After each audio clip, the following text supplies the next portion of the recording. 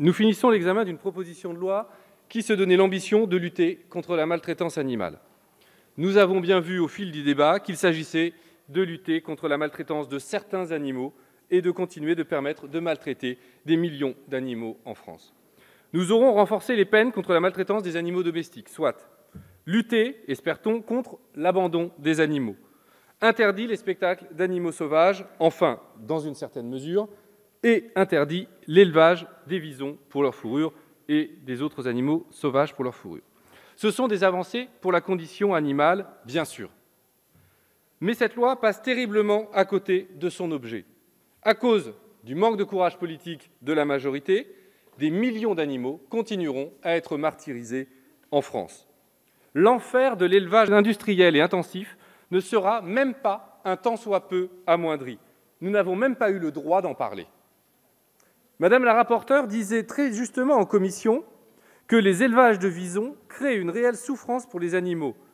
Je cite, « Les cages sont insuffisamment grandes, les animaux développent des comportements stéréotypés répétitifs et l'on assiste à des phénomènes de cannibalisme dans les cas les plus extrêmes. » Mais c'est la même chose pour les lapins dans les cages, c'est la même chose pour les poules, et c'est la même chose de façon générale de tout animal qui est élevé exclusivement dans une cage et n'a aucune opportunité d'exprimer les caractéristiques biologiques de son espèce.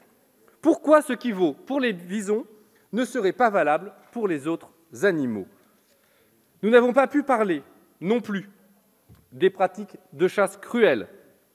Ainsi, il est formellement interdit de tuer un animal domestique à coups de barre de fer, et c'est heureux. Mais rien ne l'empêche pour un renard. Il est formellement interdit de coller les pattes d'un chat à une branche et de l'y laisser agoniser de faim et de soif, et c'est heureux. Mais un oiseau sauvage, fût-il protégé? Rien ne l'empêche dans ce pays. Il est formellement interdit de broyer vivant un chiot nouveau-né pour s'en débarrasser. Mais un poussin dans un élevage, on peut. Il est formellement interdit d'arracher les poils de son lapin à vif pour en faire de la fourrure.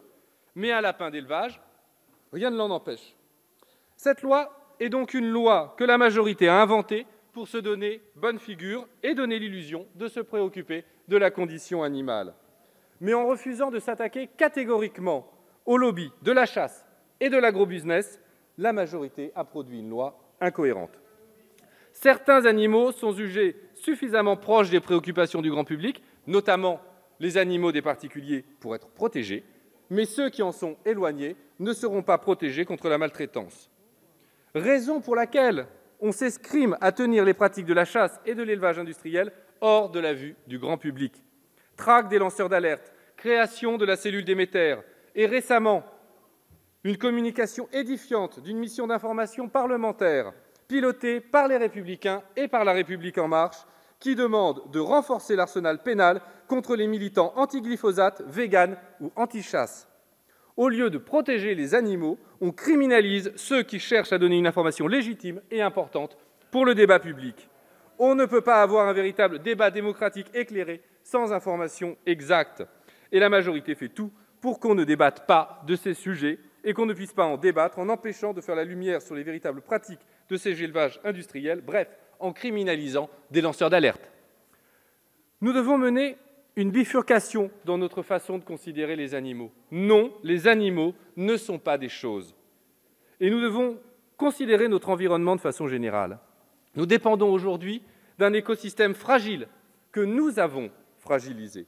Il est plus que probable que la pandémie que nous subissons actuellement soit une des conséquences des actions de l'homme sur son environnement. La déforestation, le saccage des espaces naturels sont autant d'occasions où les hommes côtoient des animaux que normalement ils ne côtoient pas. C'est de cette façon que des virus peuvent passer la barrière des espèces.